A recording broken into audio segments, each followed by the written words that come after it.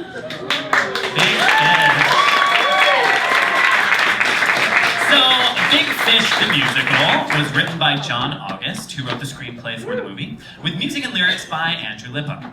It opened at the Neil Simon in 2013 and starred Kate Baldwin and Norbert Leo Butz as Sandra and Edward Bloom.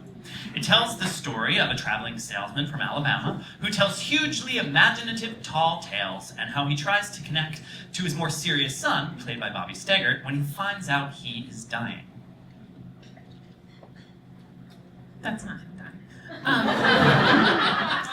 The story includes detours into the lands of mermaids, witches, werewolves, assassins, giants, and even the circus.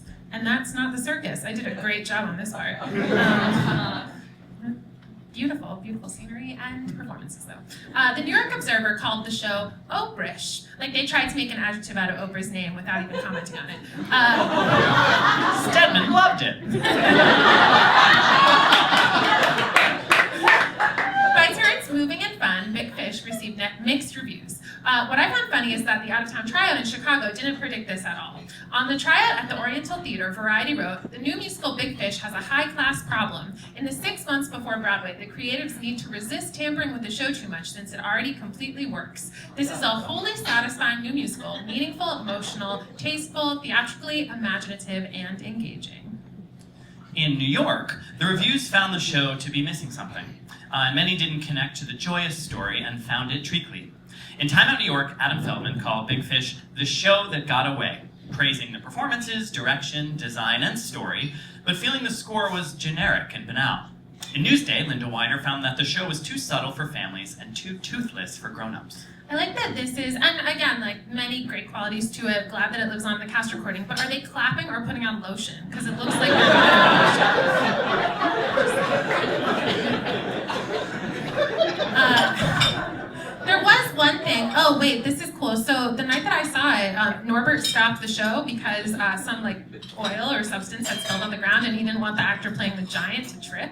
And everyone like applauded and it was great, and then like people were like cheering, people with mops, and then like the show continued. And it was just so exciting. It was like one of the most exciting things that's ever happened at the album. There was one thing that the critics agreed on. The performances in this one were not to be missed. As Norbert's understudy and a member of the ensemble, Ben Crawford went on for the role of Edward Bloom several times, 2.5 in fact, he'll tell you about that. Here to tell that story and share a song that he sang at the Alvin in Big Fish, Ben Crawford.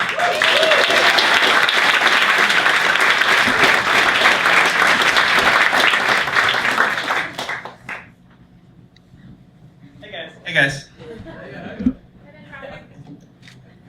Good chat. All right.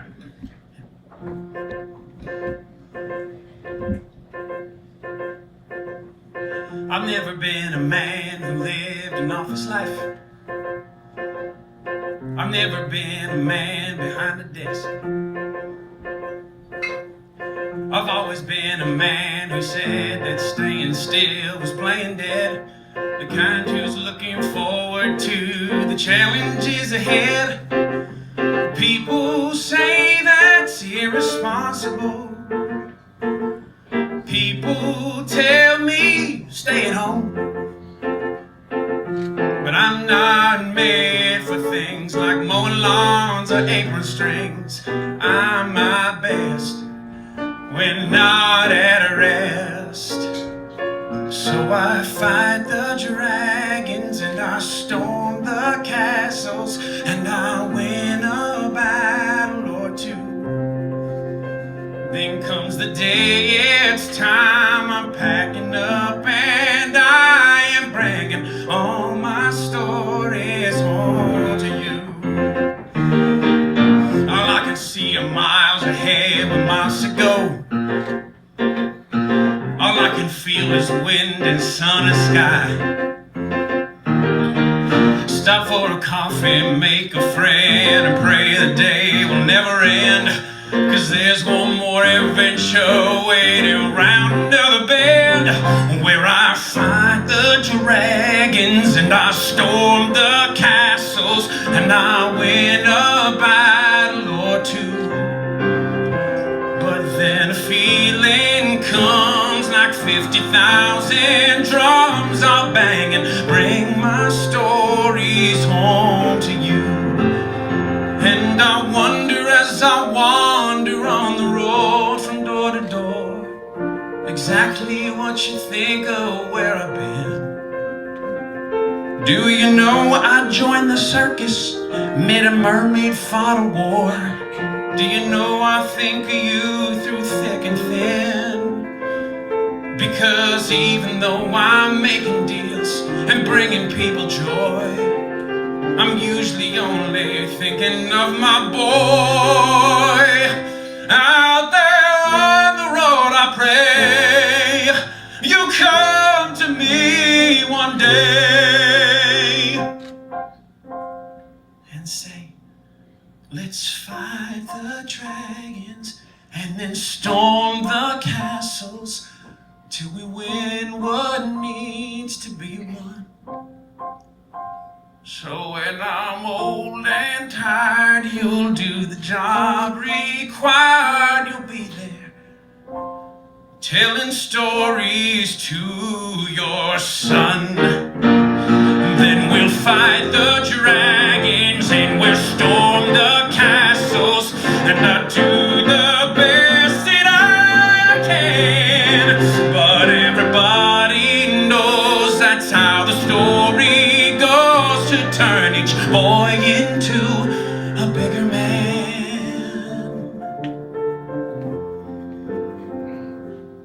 So I'll fight the dragons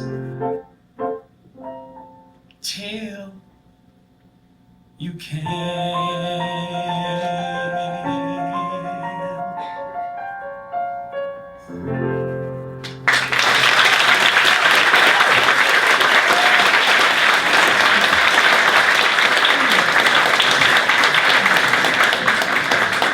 So this show is like a lot of fun to do.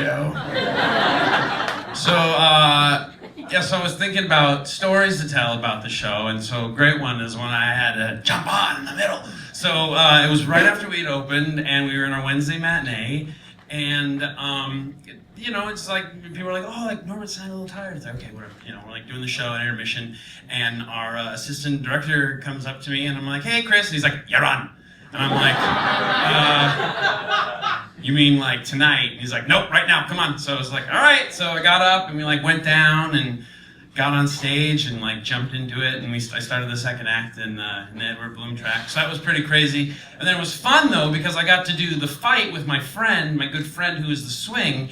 And, you know, he got to have his Broadway debut by jumping on, then we got to fight together, and then we remembered one time we'd practiced it, like, very unsober in Chicago, so that was fun, too. It was like, that one time, we had practiced it before, I promise. But talking about, like, spills on the stage, you know, safety, guys. So we,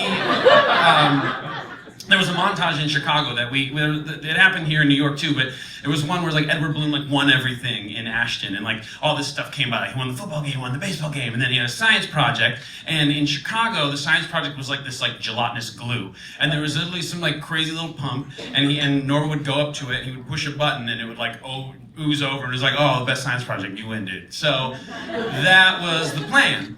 And like I would bring it out, I was like Don Bryce the bully, and I would bring out the thing and be like, oh, I hope you mess up, and he wouldn't every night. Well, like one night we go out, and I bring it out, and he pushes the button, and like, I don't know, it just like exploded. And I mean, it's nothing Norbert did, it's just like push it, and like all the goo just flew everywhere, all over the stage, and that was really bad because it was really slippery. And the very next scene is like this big scene with like the town folk, and they have like pitchforks and stuff. So two of the guys in our cast, Carrie Tedder and J.C. Montgomery, run off stage with their pitchforks and literally go to the crew like, we need mops.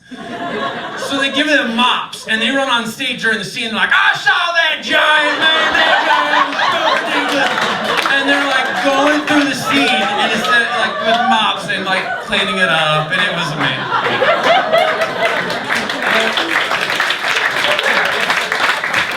That's the joy of live theater, so That's it. Thanks, guys.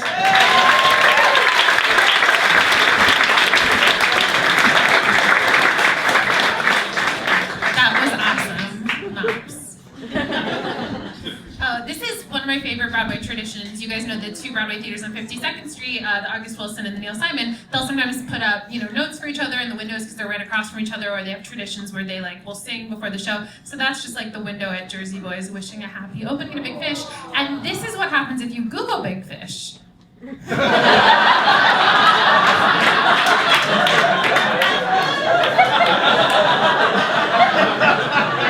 lot of other things could have come up.